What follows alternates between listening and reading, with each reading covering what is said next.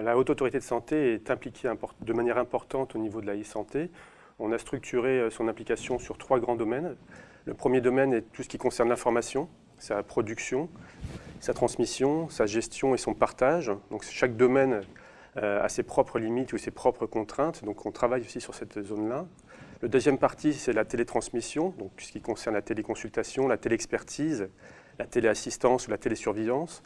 Et la troisième partie, qui est plutôt la santé mobile, là, donc tout ce qui est service de santé qui est supporté par des smartphones ou des tablettes.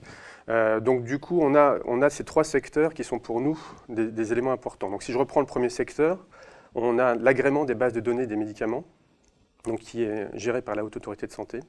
On a les logiciels d'aide à la dispensation et les logiciels d'aide à la prescription, qu'on appelle les LAD et les LAP, qui sont aussi certifiés par la Haute Autorité de Santé. Donc ça, c'est des grosses actions qui sont menées sur le système information dans le domaine numérique. Et puis on a tout le déploiement maintenant des systèmes d'aide à la décision indexés par médicament en fait. Donc on appelle les SAM, qui sont aussi des éléments importants maintenant de diffusion et qui vont être distribués aussi aux différentes parties prenantes sur ce secteur-là.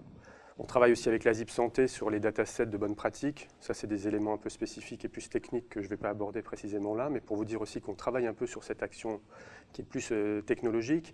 On travaille évidemment aussi sur la production de recommandations qui peuvent être plus facilement utilisables sous un format numérique.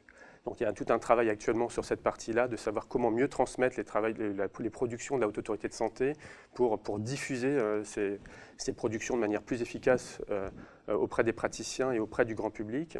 Et puis on a maintenant aussi une réflexion sur les parcours des patients, donc dans le domaine préventif ou thérapeutique, d'essayer d'identifier pour les patients chroniques aussi des parcours, et là aussi de voir comment on peut utiliser tout ce qui concerne la e-santé ou le système numérique pour gérer cette partie-là.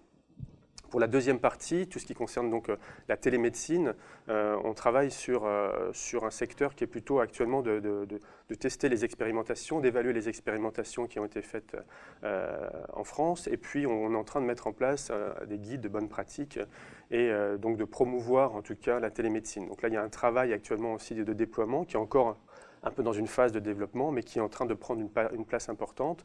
Et puis le troisième volet qui est plutôt orienté sur la santé mobile et la manière dont on va gérer ce développement de ce système.